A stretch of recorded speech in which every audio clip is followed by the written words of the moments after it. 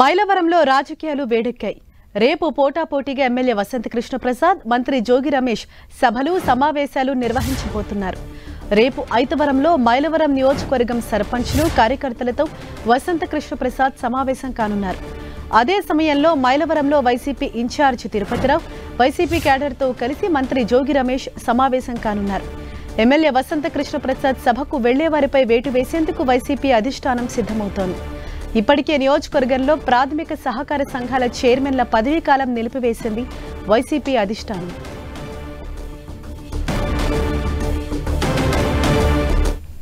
ఇదే విషయంపై మరింత సమాచారం మా ప్రతినిధి నరసింహ మనకు అందిస్తారు. నరసింహ, మైలవరం ముఖ్య నేతలతో ఎమ్మెల్యే వసంత కృష్ణ ప్రసాద్ వరుస సమావేశాలు నిర్వహిస్తున్నారు. మండల స్థాయి ముఖ్య నేతలతో ఆయన భేటీ అవుతున్నారు. ప్రధానంగా వైసీపీ ప్రభుత్వంలో గత 4 నెలలుగా జరిగినటువంటి పార్టీలో జరిగినటువంటి పరిస్థితులను ఒక్కొక్కటి నేతలకు వివరించడం జరుగుతుంది. ప్రధానంగా సీటు విషయంలో జరిగినటువంటి ప్రతి అంశాన్ని కూడా ముఖ్య నేతల దృష్టికి అయితే తీసుకువెళ్తున్నారు. రేపు ఉదయం కూడా మరొక కీలక సమావేశం అయితే నిర్వహించబోతున్నారు. ప్రధానంగా ఏదైతే ఎమ్మెల్యే వసంత కృష్ణ ప్రసాద్ తో చెప్పినటువంటి మాటలకు ఏకీభవించినటువంటి క్యాడర్ కూడా తమ పదవులకు వైసీపీలో ఉన్నటువంటి నామినేటెడ్ పదవులు కావచ్చు, ఏదైతే పోస్టులు పార్టీకి సంబంధించినటువంటి పదవులు కావచ్చు, వాటికి సంబంధించి రాజీనామా చేస్తామంటూ కూడా ఎమ్మెల్యే ముందే చెప్పినటువంటి పరిస్థితి. అయితే ఎమ్మెల్యే కాస్త ఓపిక పట్టనంటూ కూడా చెప్పినటువంటి పరిస్థితి. ఎందుకంటే మైలవరంలో ప్రస్తుతం హాట్ టాపిక్ గా మారింది ఎమ్మెల్యే ఇష్యూ అని కూడా చెప్పచ్చు. ఎందుకంటే వైసీపీ అధిష్టానం ఇప్పటికే తిరుపతిరావును ఇన్ఛార్జ్ గా ప్రకటించింది. ఆయన సర్వేగా పార్టీ కార్యక్రమాలు చురుగ్గా పాల్గొంటున్నారు. దాంతో పాటు కేడర్ సర్పంచులు,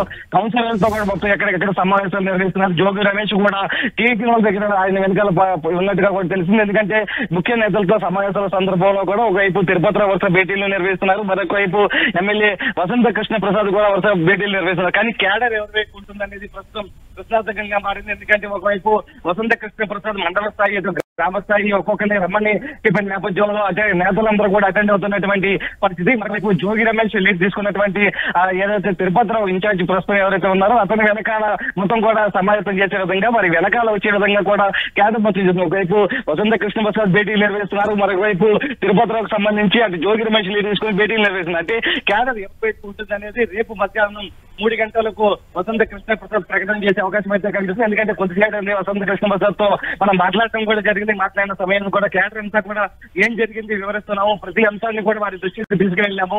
కార్యకర్తల మనోభావాలకు సంబంధించి ఏ విధంగా నడుచుకోమంటారో ఆ విధంగానే వెళ్తారంటూ కూడా క్యాడర్ కు సూచించినటువంటి పరిస్థితి అయితే మరొక వైపు ఒక ప్రచారం కూడా జరుగుతుంది. ఎమ్మెల్యే వసంత కృష్ణ ప్రసాద్ ఏదైతే టీడీపీలోకి వెళ్తారంటూ కూడా ఒక రకమైనటువంటి ప్రచారం జరుగుతుంది. ఇప్పటికే ఆయన ఎక్కడి నుంచి ఒక సీటుకి సంబంధించి ఆయన హామీ వచ్చిందని కూడా తెలుస్తుంది. అయితే ఎక్కడి నుంచి పోటీ చేస్తారనేది ఇంకా కార్యకర్తల సమావేశం, ఏదైతే ముఖ్య నేతల సమావేశం కూడా చర్చించలేనటువంటి పరిస్థితి. ఈ టాపిక్ సంబంధించి రేపు మధ్యాహ్నం తర్వాత మాట్లాడదామంటూ కూడా వారికి చెప్పినటువంటి పరిస్థితి అయితే ప్రస్తుతం చూడాలి. ఒకవైపు ఎమ్మెల్యే వసంత కృష్ణ ప్రసాద్ భేటీకి సంబంధించి, ఒకవైపు వైసీపీకి సంబంధించి ఇన్ఛార్జ్ గా నియమించినటువంటి తిరుపతిరావు భేటీలకు సంబంధించి ప్రాధాన్యత నెలకొన్న సందర్భంలో క్యాడర్ ఎవరి వైపు ఉంటుంది, నేతలంతా ఎవరి వైపు నిలుస్తారనేది రేపు ఎమ్మెల్యే వసంత కృష్ణ ప్రసాద్ ప్రకటన తర్వాత తెలియాల్సిన పరిస్థితి కనిపిస్తుంది.